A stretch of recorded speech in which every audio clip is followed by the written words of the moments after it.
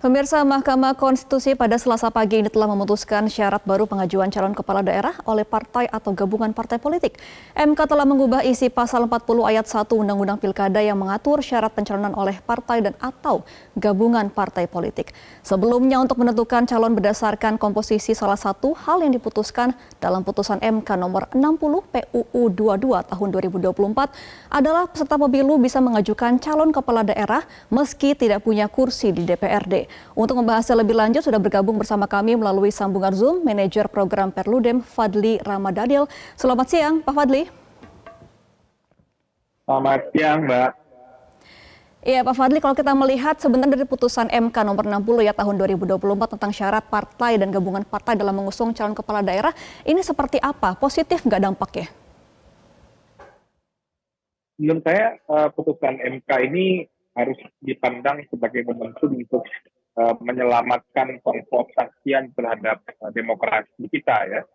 Kita tahu semua bagaimana praktik perkongsian partai politik dalam pencalonan kepala daerah kali ini begitu terkunci dengan hegemoni partai politik yang akan menjadi bagian dari pemerintahan baru. Dan itu dampaknya adalah munculnya banyak potensi calon tunggal di banyak daerah otonomi, baik provinsi maupun kabupaten kota. Nah, salah satu kenapa itu bisa terjadi, penyebabnya adalah ambang batas minimal 20% kursi DPRD atau 25% suara sah pemilu legislatif provinsi dan kabupaten kota yang membuat praktik perkongsian dalam pencalonan itu jadi begitu transaksional. Nah, dengan putusan MK ini, hegemoni kelompok partai politik atau kemudian praktik perkongsian jangka pendek untuk kepentingan pencalonan ini bisa dibatalkan. Di MK mengubah tidak ada lagi syarat 20% kursi DPRD untuk pencalonan kepala daerah.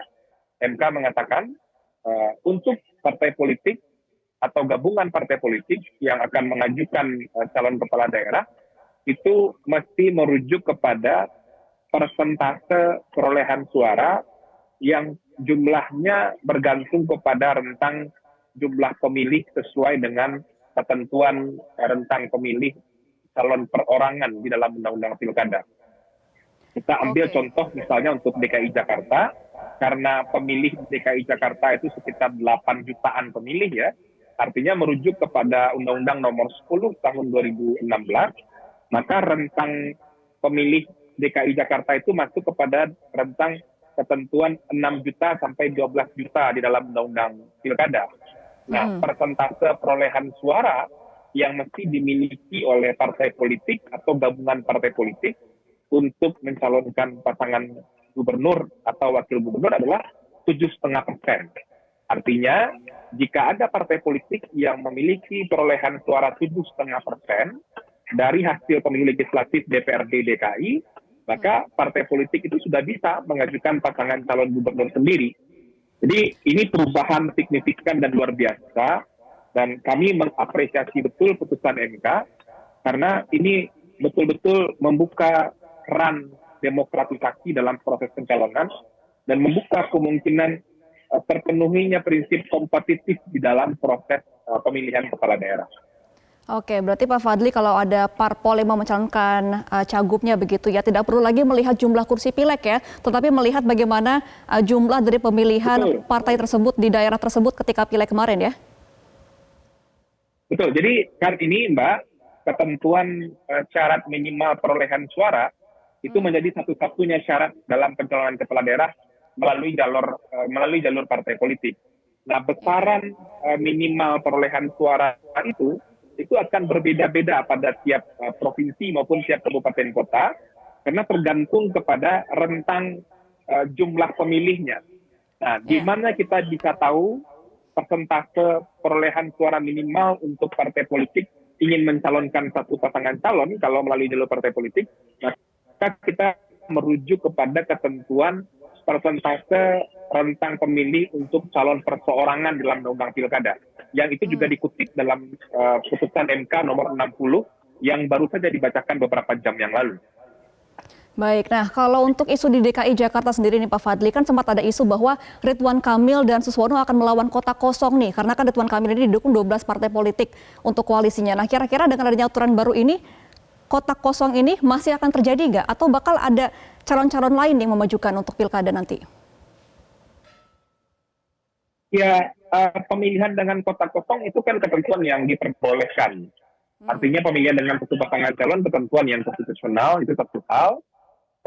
Tetapi untuk konteks pasca putusan MK ini, kemungkinan pilkada dengan kota kosong itu semakin kecil karena MK memudahkan, dalam tanda petik memudahkan syarat bagi partai politik atau gabungan partai politik untuk bisa mengusung pasangan calon.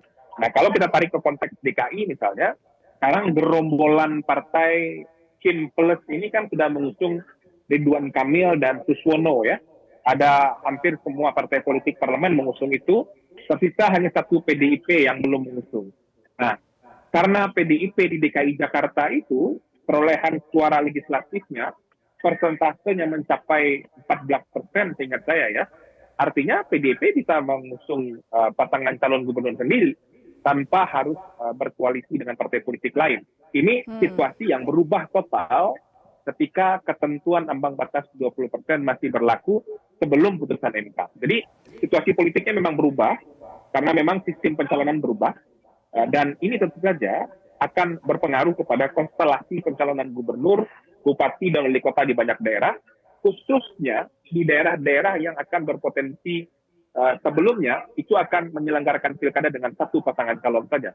Jadi kesempatan partai politik sebetulnya yang punya kader, yang punya komitmen dan punya kemauan untuk mengajukan pasangan calon itu sekarang bisa jauh lebih mudah karena persyaratannya hanya tidak sampai 20% ya bagi masing-masing partai tergantung kepada rentang pemilih atau DPT dalam masing-masing daerah tersebut. Baik, nah singkat saja nih Mas Fadli, kira-kira putusan MK ini bisa langsung digunakan di pilkada tahun 2024 ini nggak? Saya ingin mengatakan bahwa putusan MK itu harus berlaku untuk pilkada 2024 secara langsung. Sebab kenapa? Sama sekali tidak ada klausul yang disebutkan dalam putusan MK itu untuk menunda pemberlakuan putusan MK yang baru saja dibacakan. Nah, dalam pakem putusan MK, untuk putusan-putusan yang tidak langsung diberlakukan, itu harus disebutkan secara eksplisit dalam putusan MK, kapan akan diberlakukan.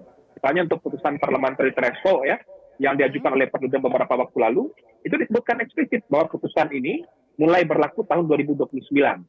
Jadi tidak berlaku sekarang. Nah, hal yang sama juga mesti dirujuk pada putusan ini. Jadi, karena MK tidak menyebutkan tahun khusus atau tahun tertentu, putusan ini kapan diberlakukan, artinya putusan ini final and binding sejak diucapkan oleh Mahkamah Konstitusi. Oleh sebab itu, KPU mesti segera memperbaiki peraturan KPU tentang pencalonan, karena pencalonan kepala daerah itu sudah dimulai di pekan depan. Kalau misalnya KPU butuh waktu untuk mempersiapkan peraturan KPU-nya, menurut saya sah-sah saja. Baik, Pak Fadli, kita akan nantikan bersama bagaimana dinamika dari perpolitikan di pilkada dan juga baik, kita juga akan melihat bagaimana KPU akan langsung mengubah aturan untuk pilkada tahun ini ya. Terima kasih Pak Fadli Ramadhanil selaku manajer program Perludem sudah bersama kami. Selamat kembali beraktivitas Pak Fadli.